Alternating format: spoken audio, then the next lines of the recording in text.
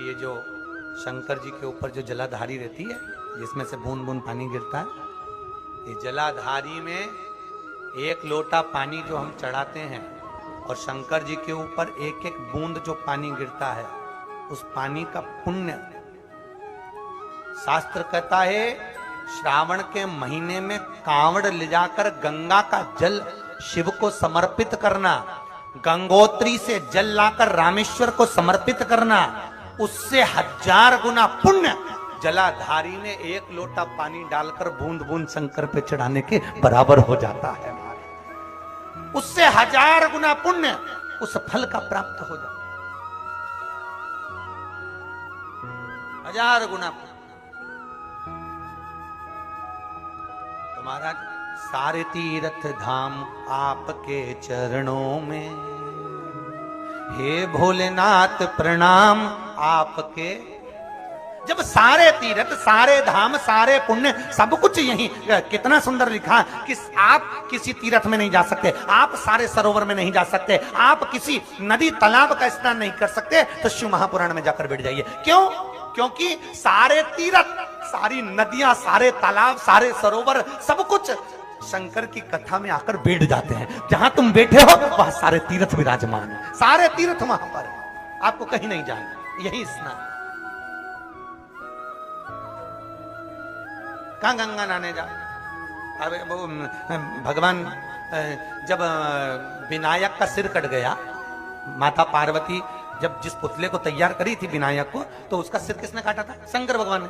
तो पार्वती ने तुरंत भगवान शंकर से कहा अगर मेरा बेटा जीवित नहीं होगा पूरी पृथ्वी को तोड़ दूंगी। भगवान ने जोड़ दिया, सुनी ना कथा, जोड़ दिया। गणेश जी जन्म ले लिए, हाथी का मुंह लगा दिया। एक दिन पार्वती जी ने बोला प्रभु प्रभु, शंकर जी बोले बोल।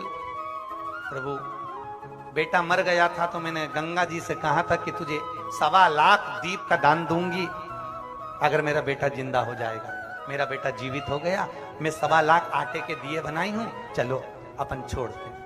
पार्वती जी बोली कौन कौन? एक अपनी पत्नी, एक अपने पड़ोसी और एक अपना पुत्र।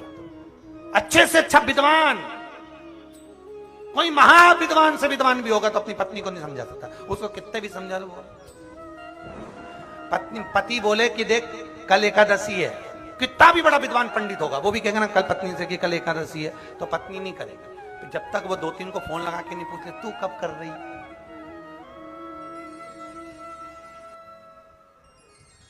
अच्छा पति दुनिया को पत्रिका देख के बता रही है, दुनिया की ज्योतिषी कर रहा, दुनिया को बता रहा, और ये दुनिया अपने पति को छोड़ के दूसरे से पूछ रही हमारे बेटे का गर्भ बेकार चल रहा। तो वो जिसको दिखाने गई वो बोले तुम्हारे पति तो इतना विद्वान, तो इतने में तुम बता रहे हो कि नहीं बता रहे हो? तो वो इतना विद्वान, उससे क्यों ना पूछे? अच्छे से अच्छा विद्वान भी। इसलिए तुम देखना डॉक्टर भले घर में होगा पर डॉक्टर की जो पत्नी होगी इलाज दूसरे के यहीं जाके करो, क्योंकि वो कितना ही बेचारा अच्छे से अच्छी टेबलेट दे रहे, अच्छे से अच्छी वो सरी दे रहे, पर विश्वास भी तो हो रे। अरे बोलो तो सरी जीजियो, विश्वास भी तो हो, तो विश्वास की तो बात नहीं। शंकर भगवान बोले मेरे चरणों में आकर तू दिया लगा दे, या दिया लगा नहीं, तो मेरे साथ गंगा जी के घाट चलो। चले गए भगवान बोले ना, गणेश जी बोले हम भी चलेंगे। भगवान पार्वती जी बोली इसी के लिए तो मिन्नत करी थी, इसको भी ले चलो। गणेश जी को भी ले गए, गणेश जी को बिठा दिया घाट पे इतनी दूर। शिव महापुराण के अंतर्गत पार्वती मैया अपने गणेश जी को समझा रही है, पार्वती मैया अपनी रिद्धि सिद्धि बहू को समझा रही है।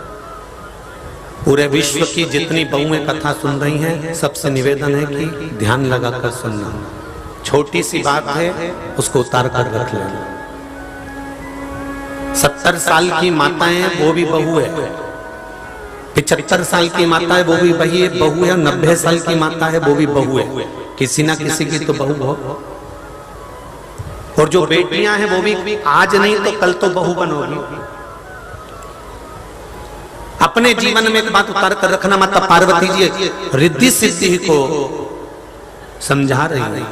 माता पार्वती अपनी बहुओं को समझा रही हैं, गणेश जी को समझा रही हैं कि जिस दिन माता पिता के शब्द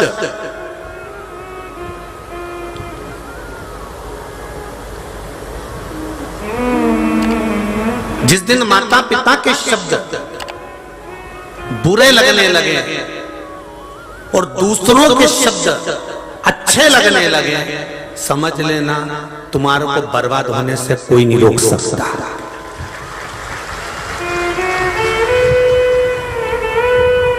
माता पिता के शब्द बुरे लगने लगे और दुनिया वालों के शब्द, जम के बोलो जरा, अच्छे लगने लगे। तुम्हारे रिश्तेदार ने कहा तुम्हें अच्छा लगा, तुम्हारे पड़ोसी ने कहा तुम्हें अच्छा लगा, तुम्हारे दूसरों ने कहा, सखी ने कहा, सहेली ने कहा, बेस्ट फ्रेंड ने कहा, तुम्हारे मित्र ने कहा, तुम्हारे रिश्तेदारों ने कहा, तुम्हारे पड़ोसियों ने कहा, तुम्हें उनकी बात अच्छी लग रही है। और सास अगर कुछ भी कहती है, ससुर कुछ भी कहता है, घर के माता पिता कुछ भी कहते हैं, समझाते हैं, और तुम चिढ़ के बात करते हो, आप शब्द कहते हो, तुम उनके बातों पर विश्वास ही नहीं करते, तुम उनकी ओर जाते ही नहीं हो।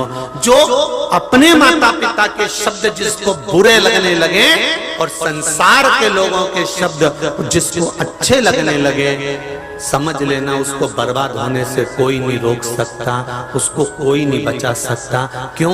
क्योंकि दुनिया के लोग आपसे केवल कमाने की सोचेंगे, दुनिया के लोग आपसे केवल लाभ लेने की सोचेंगे, दुनिया के लोग केवल आपसे कुछ प्राप्त करने की सोचेंगे। पर माता पिता अपने बच्चों से कुछ प्राप्त नहीं करते, मरने के बाद भी वसीयत सब बच्चों को देकर चले जाते हैं। वो कभी नहीं चाहते कि आपसे कुछ लिया जाए। नमस्तुभ्यं। मंत्र की प्रबलता में वो डूबा हुआ। अब जो युद्ध के मैदान में युद्ध लड़ रहे हैं उनका बल, और जो भगवान की भक्ति में डूबा है उसका बल, दोनों में बलवान कौन होगा? लगता जरूर है कि ये किसी काम का नहीं है, पर इसका बल भजन का जो होता है, मंत्र का जो होता है, साधना का जो होता है, वो बड़ा प्रबल होता है। मंत्र के बल, जैसे ज्यादा पत्र तो नहीं पढ़े हैं, बहुत सारे रखे हैं, पढ़ेंगे।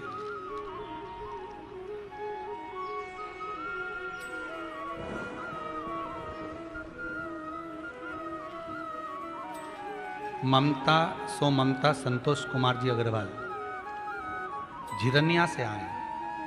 कहाँ हैं आप? ही हैं? बाबा ने कृपा करी, माइक दो जरा।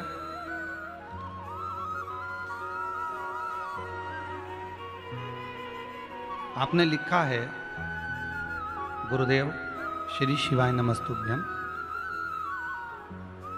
मेरी बेटी जॉब के लिए बहुत परेशान हो रही थी, जॉब नहीं लग रही थी। हमने नहीं चलेगा माइक, कोई बात नहीं, बैठ जाओ। हमने बहुत प्रयास करा और जॉब नहीं लगी। आखिरी में टीवी पर शिव महापुराण की कथा श्रवण करी, और कथा सुनने के बाद एक गंगा जल वाला जो उपाय बताया था वो करा। उसके बाद मेरी बेटी की जॉब एक अच्छी कंपनी